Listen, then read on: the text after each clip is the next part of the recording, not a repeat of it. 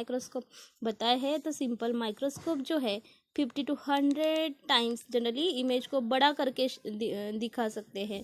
Compound microscope है वो 1000 time more image को बड़ा करके शो कर सकते हैं। बट जो इलेक्ट्रॉन माइक्रोस्कोप है वो अप टू 50,000 टाइम्स इमेज को मैग्नीफाई करके शो कर सकते हैं। तो यहाँ पे there is a no typical shape of the cell. यहाँ जो सेल होती है तो उसको एक पर्टिकुलर शेप नहीं है।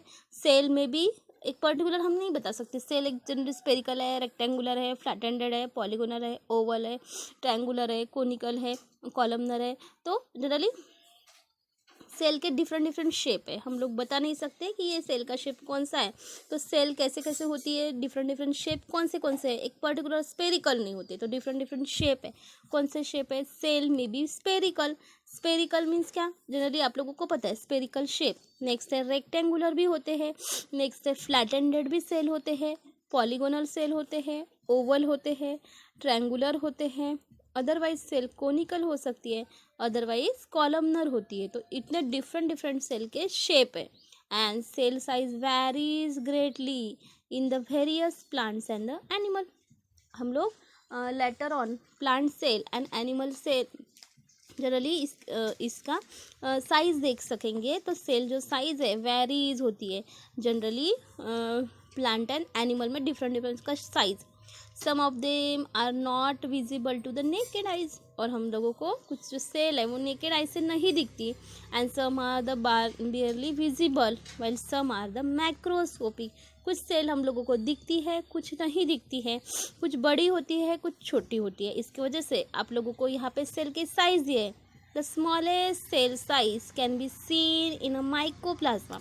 जो माइकोप्लाज्मा है उसमें स्मॉल सेल की स्मॉलेस्ट साइज दी है। कितनी है? 0.3 micrometre in the length. But bacterial cell है, माइकोप्लाज्मा का लेंथ गिवन है, उसका लेंथ है 0.3 माइक्रोमीटर। बट जो बैक्टीरियल सेल है उसकी जनरली साइज गिवन है। कितनी साइज है? 3 to 5 माइक्रोमीटर। वाइल जो लार्जेस्ट सेल है, largest size of cell generally हम लोगों को ऑस्ट्रिच में दिखी है। Ostrich egg near about 15 centimetre उसकी लेंथ है। Longest cells are the nerve cell. Generally body में जो भी लॉन्गेस्ट सेल है, लार्जेस्ट सेल है, उसे हम लोगों ने क्या बोला है? नर्व सेल बोला है। उसे ही हम लोग न्यूरॉन भी बोलते हैं। देखिए सेल साइज जो है ग्रेटली वेरीज होती है। जनरली डिफरेंट साइज हो सकता है प्लांट एंड एनिमल में। सम सेल हमारे आइज से दिखती है, कुछ जनरली हम लोग क्लियरली नहीं देख पाते। और सम कैसे होती है? मैक्रोस्कोपिक। मैक्रोस्कोपिक मीन्स क्या? बड़ा साइज से देख सकते हैं। और जो स्मॉलेस्ट सेल है उसके जनरली सबसे स्मॉलेस्ट साइज हम लोगों ने देखा है कि माइकोप्लाज्मा। इसमें हम लोगों को डायमेंशन गिवन है। कितना डायमेंशन है? 0.3 माइक्रोमीटर इन लेंथ में सबसे स्मॉलेस्ट सेल है। और जो बैक्टीरियल सेल होती है उसका साइज है near about 3 to 5 micrometre. And while the largest cell है, और लार्जेस्ट सेल बताइए है ऑस्ट्रिच। ऑस्ट्रिच का एक नियर अबाउट वो 15 सेंटीमीटर है। और longest cells are the nerve cell. और सबसे बड़ी लॉन्गेस्ट सेल है, इसे हम लोगों ने क्या बोला है? नर्व सेल, न्यूरॉन की सेल।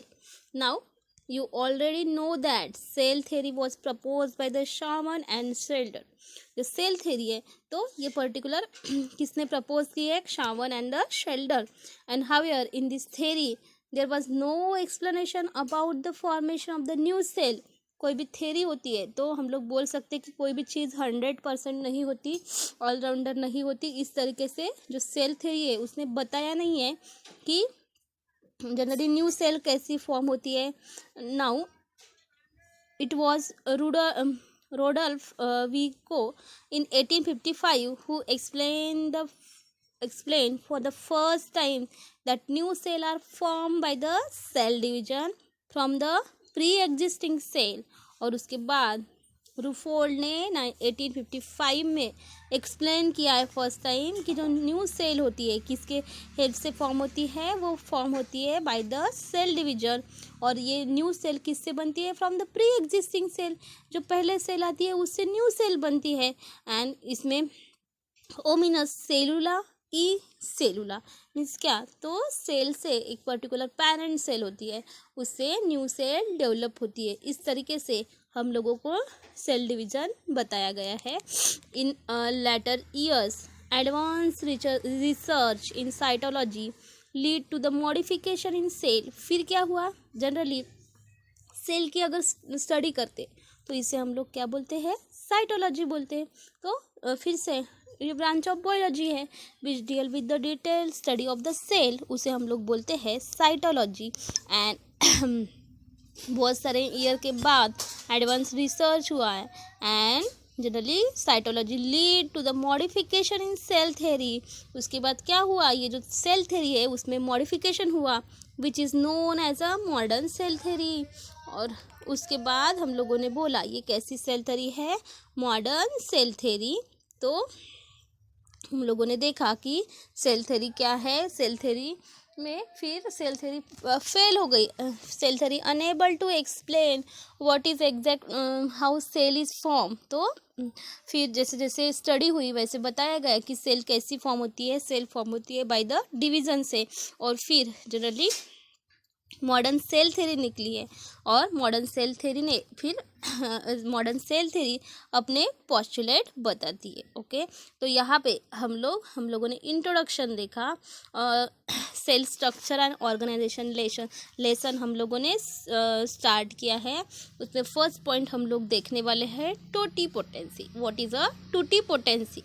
नाउ टोटीपोटेंसी की डेफिनेशन है, इट इज़ अ कैपेसिटी और the potential of the living nucleated cell to differentiated and divide to form the any other type of cell and thereby a complete new organism। देखिए totipotency means क्या, total potential of the cell to produce the new cell. तो इसमें हम लोग totipotency को से हम बोल सकते हैं कि सेल में पर्टिकुलर पोटेंशियल है कि वो न्यू इंडिविजुअल बना सकती है, कंप्लीट न्यू ऑर्गेनिज्म बना सकती है। तो totipotency it is a capacity और the potential of the living nucleated cell. जो लिविंग न्यूक्लिएटेड सेल है उसमें कैपेसिटी है, किसकी कैपेसिटी है, to differentiate and divide, differentiation की एंड डिवीज़न की। और डिवीज़न के बाद क्या होता है, to form any other type of the cell. तो फिर डिफरेंट टाइप की सेल बनती है। एंड आप लोगों को पता है कि group of cell combine together produce the tissue, और टिश्यू कंबाइन होने के बाद ऑर्गन बनता है, और ऑर्गन बनने के बाद क्या बनता है, न्यू ऑर्गेनिज्म। तो इसमें सेल में कैपेसिटी है बट वो सेल कैसी होनी चाहिए, न्यूक्लिएटेड, उसके इनसाइड न्यूक्लियस प्रेजेंट होना चाहिए, और उसमें कैपेसिटी है डिफ्रेंसिएशन की, डिवीज़न की, और any other type of cell produce करती है। और इसके वजह से सेल का ग्रुप मिलके कंबाइंड न्यू ऑर्गेनिज्म बना सकते हैं। इसे हम लोग टोटीपोटेंसी बोलेंगे। Cell is a totipotent. Cell कैसी है, totipotent, because it has entire genetic information of the organism in its nucleus. तो हम लोग बोलते हैं कि क्रोमोजोम जो होते हैं, हम लोग बोलते हैं it is a vehicle for the hereditary material. तो टोटीपोटेंसी सेल कैसी है, टोटीपोटेंट है। टोटीपोटेंट मीन्स क्या, तो वो न्यू ऑर्गेनिज्म बना सकती है। क्यों बना सकती है, बिकॉज इसका जो भी इसमें जेनेटिक इन्फॉर्मेशन होती है ऑर्गेनिज्म की, और ये जेनेटिक इन्फॉर्मेशन सेल के इनसाइड एक न्यूक्लियस होता है, इसमें जेनेटिक इन्फॉर्मेशन होती है। नाउ एम्ब्रियोनिक एनिमल सेल, जो एम्ब्रियोनिक एनिमल सेल होती है ये कैसी होती है, totipotent and term as a stem cell.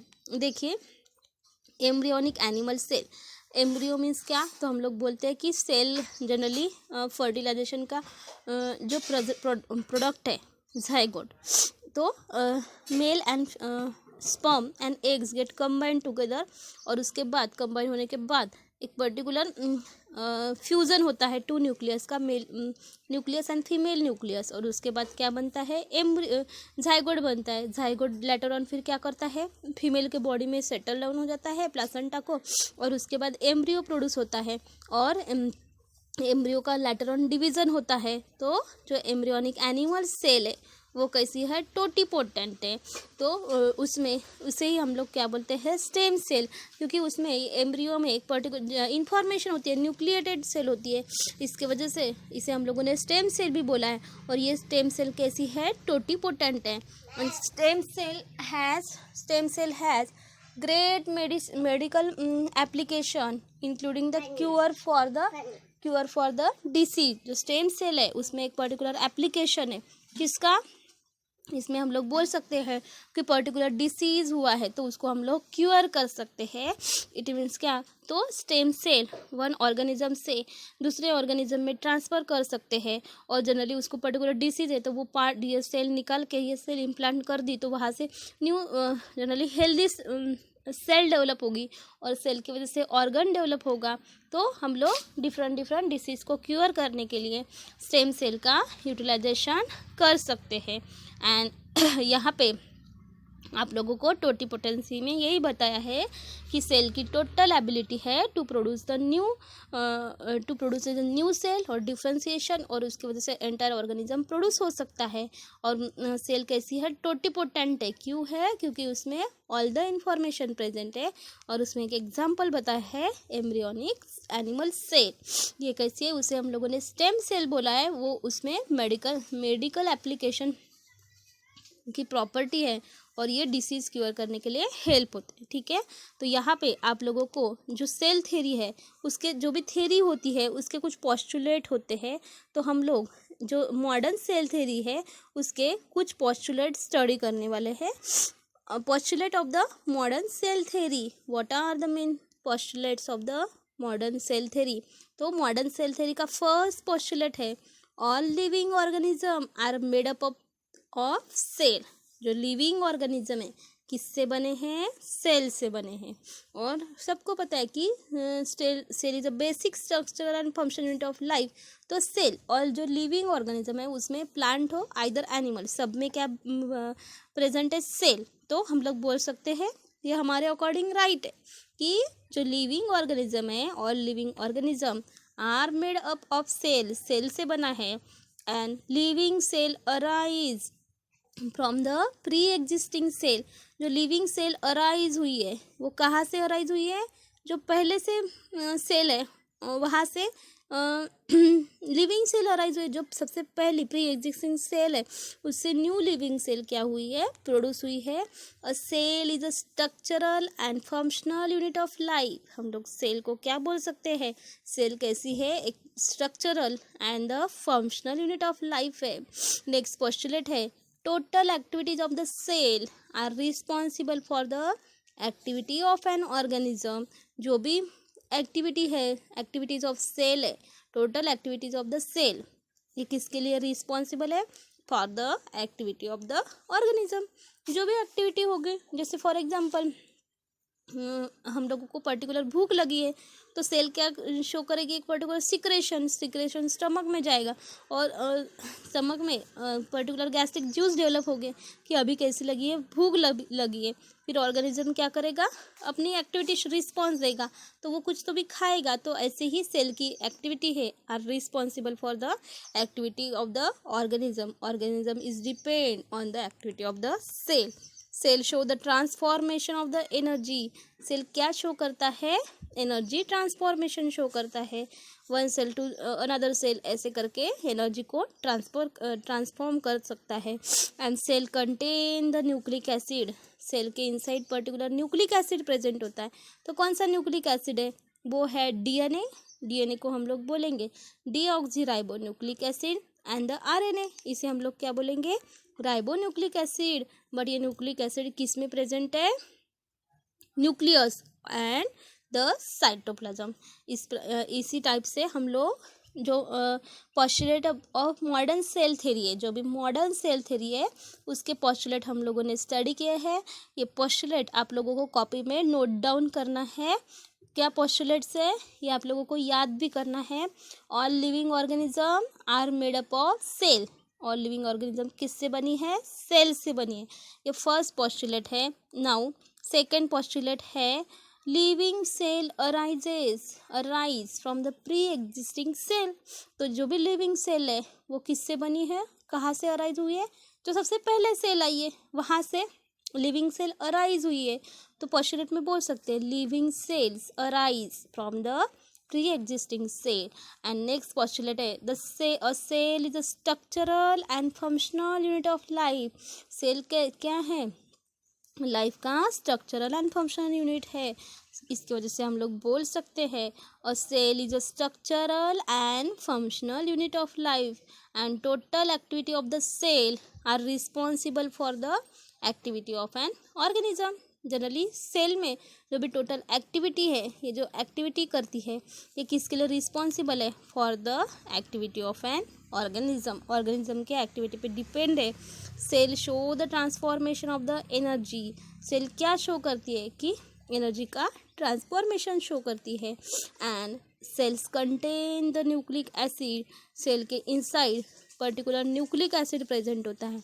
और न्यूक्लिक एसिड कौन सा है, तो हम लोग बोल सकते हैं कि डीएनए आरएनए है ना। तो डीएनए को हम लोग क्या बोलेंगे, डीऑक्सीराइबोन्यूक्लिक एसिड। आरएनए को क्या बोलेंगे, राइबोन्यूक्लिक एसिड। एंड ये सब कहाँ पे प्रेजेंट है, न्यूक्लियस एंड द साइटोप्लाज्म में। इस तरीके से हमारी मॉडर्न पोस्टुलेट थ्योरी है, उसके मॉडर्न सेल थ्योरी है, उसके कुछ हम लोगों ने पोस्टुलेट अभी देखे हैं। नेक्स्ट टॉपिक है काइंड्स ऑफ सेल। तो डिफरेंट काइंड्स की सेल होती है। तो कौन सी सेल है, living organism are group into two main categories. जो लिविंग ऑर्गेनिज्म है ये जनरली ग्रुप हो रहा है टू मेन कैटेगरी में। ये कैटेगरी कौन सी है, prokaryotes and the eukaryotes. Now prokaryote जो होते हैं, prokaryotes have the simple cellular organisation, while जो यूकैरियोट होते हैं this eukaryote exhibit high degree of the organisation. देखिए प्रोकैरियोट्स एंड द जो लिविंग ऑर्गेनिज्म है टू मेन कैटेगरीज में डिफ्रेंशिएट हो रही है, prokaryote and the eukaryote. Prokaryote में क्या है, have simple cellular organisation. Cellular organisation simple होता है, वाइल जो यूकैरियोट होते हैं इसमें high degree of the organisation होते हैं। तो इस तरीके से हम लोगों ने आज जो पॉइंट स्टडी किए हैं, तो इसमें हम लोगों ने देखा है कि cell what is exact cell को किसके तरह किससे हम लोग जनरली डिफ्रेंशिएट कर सकते हैं, किसके हेल्प से देखते हैं, माइक्रोस्कोप के वजह से। उसके बाद modern cell theory and the postulate. Okay, तो यहाँ पे आप लोगों को सेल साइज गिवन है, यहाँ पे सेल साइज गिवन है, bacterial cell, mitochondria, red RBCs, animal cell, plant cell, इस तरीके से साइज गिवन है। ठीक है, तो मॉडर्न पोस्टुलेट थ्योरी आप लोगों को जनरली लिखना है कॉपी में, and what is exact totipotency. और यहाँ पे आप लोगों को प्रोकैरियोटिक सेल की एक डायग्राम गिवन है, ये डायग्राम आप लोगों को कॉपी में ड्रॉ करनी है। नेक्स्ट टॉपिक हम लोग नेक्स्ट क्लास में स्टडी करने वाले हैं।